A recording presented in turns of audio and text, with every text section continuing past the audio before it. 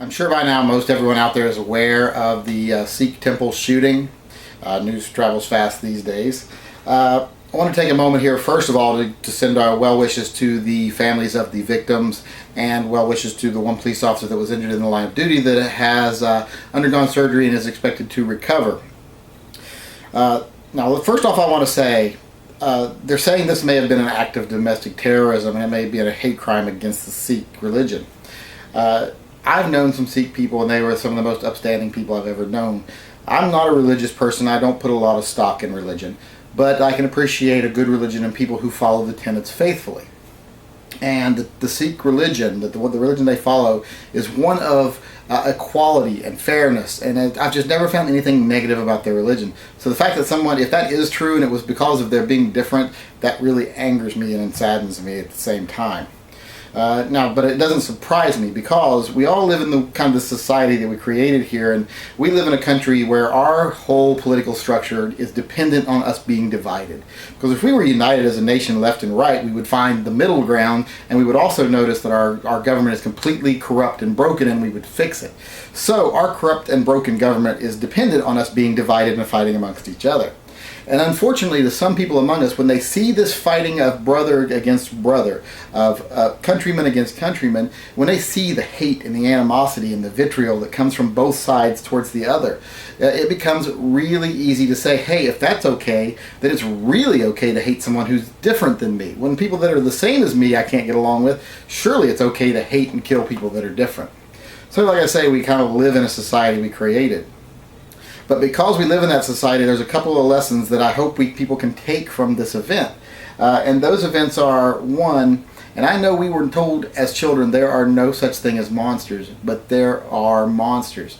These people that do these kind of things, they are monsters, plain and simple. That's all there is to it. The bad thing is you can't really tell they are until they are, because they look and act just like us for the most part. I wish monsters were big, furry, and fanged so we could tell them. But unfortunately, the kind of monsters that live among us, you can't tell. This guy was one who fired. He even fired on police officers. That shows he had no respect for life. He had no respect for authority. He had no respect for anything. No respect for himself, obviously, either. So people like this exist, and you have to live your life knowing that these people are out there. You can't pretend they aren't. You can hope you never run into one of them, but you have to know they exist. Now, having had the background I had, I have dealt with some of these people, and I know there are people out there that would kill you for the fun of it. So there are nasty people, and we have to remember they do exist. Now, lesson number 2 that I hope people take from this, and this is an argument that a lot of people in the gun community face all the time, and it's an argument that it's a problem that even exists within our community, that our own community fosters this sometimes, because you will often see people say, yes, I carry and I believe in self-defense, but I don't see any point in carrying to the grocery store or to church or to blah, blah, blah, because these are safer places. There's no such thing as a safe place. Monsters don't respect boundaries.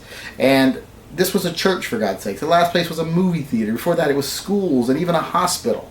So where are the safe places? Tell me. Please tell me where the safe places are, because that's where I'll start hanging out from now on.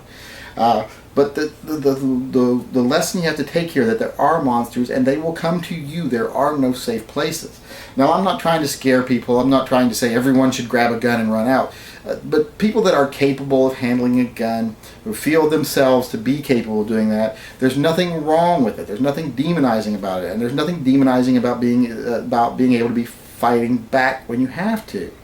There's just no negative to being able to fight back. My lesson to my advice to everyone in the world is live your life happy and healthy and go about. I'm pretty much an optimist. I think nothing bad is ever going to happen to me. In fact, I am one of these people that always say, things will work out for the best. And so far in my life, they usually do. Even when things get bad, something good usually comes of it. So that's my own philosophy. But I am also a realist that I know I have to be prepared if something bad happens.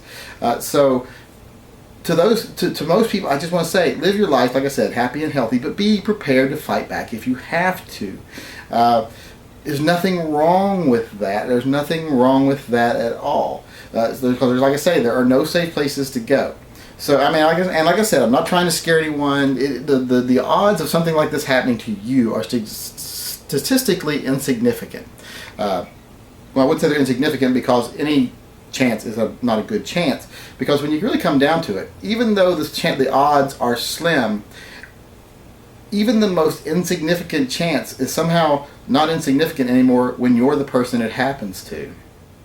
Oh, I wanted to say one more thing, and I don't want to harp, but I've mentioned this before in other videos, and people jump on you for speculating how things could have been different if someone there had been armed.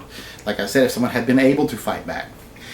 Well, one of the reports to the police that I'm seeing in the initial reports is that the way they got called was two people pulled into the parking lot, two gentlemen pulled in the parking lot to go to church, and they heard gunshots. They saw this person shoot two people outside, and then they watched as he reloaded his guns and went inside as they called the police. If either of those people had been armed, he obviously didn't come after them, so he probably didn't notice them too much. If they had been armed, they could have probably taken him out before he went inside. Now, I know that's speculation, but at least it's a chance. At least it could have been an option. With people being disarmed and taught that they can't fight back, it's not even an option. So I just wanted to add that in there for those people who think, oh, nobody could have done anything. Well, these two people had a drop on him, witnessed him reloading. How much more vulnerable could he have been at that time? If someone was reloading, you could practically get out of your car and run up to them firing and just empty your clip at him as you're running up. And if anybody's been in a situation of hostile fire, that person would probably be toast. If he was in a cop with his pants down reloading his weapon and someone charged at him firing, he's pretty much a goner. So I just wanted to add that one little last thing there. And that's it. That's all I wanted to say. And like I say, once again, our best wishes to the families of the victims and to the officer that fell in the line of duty.